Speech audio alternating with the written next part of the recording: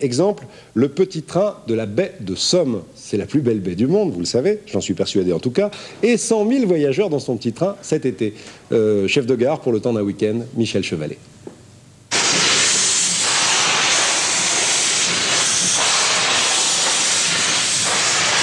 Vous pouvez trouver cela sale, malodorant, bruyant, mais avouez que cela a un charme fou. Le charme des petits trains de notre enfance qu'une poignée d'enragés continue à faire vivre. Celui-ci, c'est le chemin de fer de la baie de la Somme.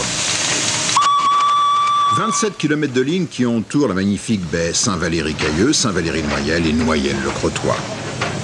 Et on retrouve aussitôt les gestes qui ont marqué toute une génération de cheminots. C'est bien sûr le coup de pelle, c'est la burette d'huile, bref, un cérémonial.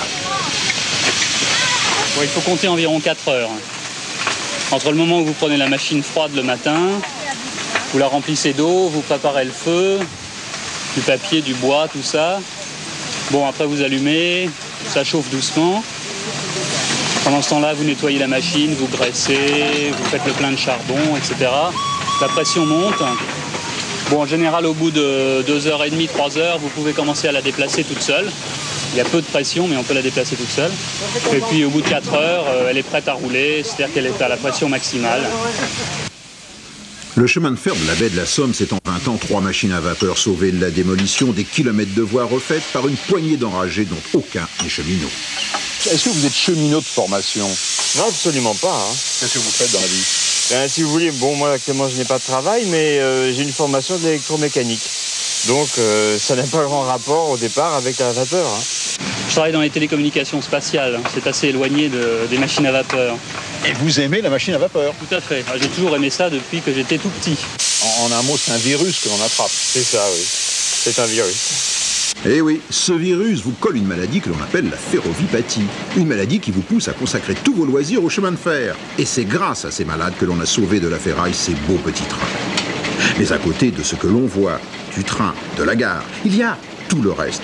Il y a par exemple l'obscur travail d'atelier où patiemment, pièce par pièce, on remet en état des engins qui ont près de 100 ans. Et regardez le résultat d'1 an de travail avec cette magnifique voiture salon. On est ici sur un réseau qui fonctionne dans le cadre associatif. Donc les bras, on les a. Ce qui nous manque, c'est l'argent.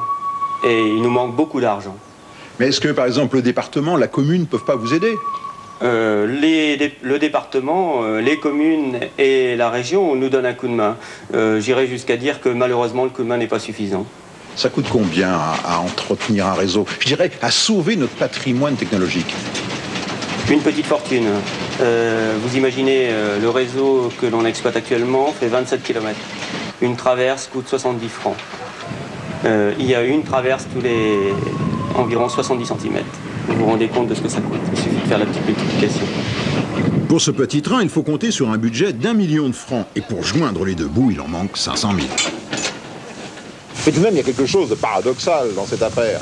C'est qu'en France, au pays du plus beau train du monde, c'est ce que l'on dit, au pays du TGV, on n'arrive pas à trouver, non pas la main-d'œuvre, mais à trouver l'argent pour faire fonctionner ces trains, pour les entretenir. Pourquoi? Parce que ces trains, ils font partie, je dirais, de notre histoire, de notre patrimoine culturel. Il faut qu'un jour, nos enfants se souviennent que ces machines ont existé et que ces machines, eh bien, ont participé à l'histoire, au développement de notre pays. Ça se passe dans tous les pays du monde, sauf malheureusement en France. Alors, vous avez compris? Eh bien, oui. Vous mettez la main à la poche et puis vous prenez la pelle à charbon. Voilà, vous avez remarqué, Michel Chevalet a inventé un mot tout à l'heure, la ferrovipathie, c'est lui le plus grand malade de France. En tout cas, c'était un très beau reportage dans une baie qui, selon Alain Gillot-Pétré, n'est pas la plus belle du monde. Lui préfère Rio, mais la baie de Somme, c'est quand même beaucoup plus près.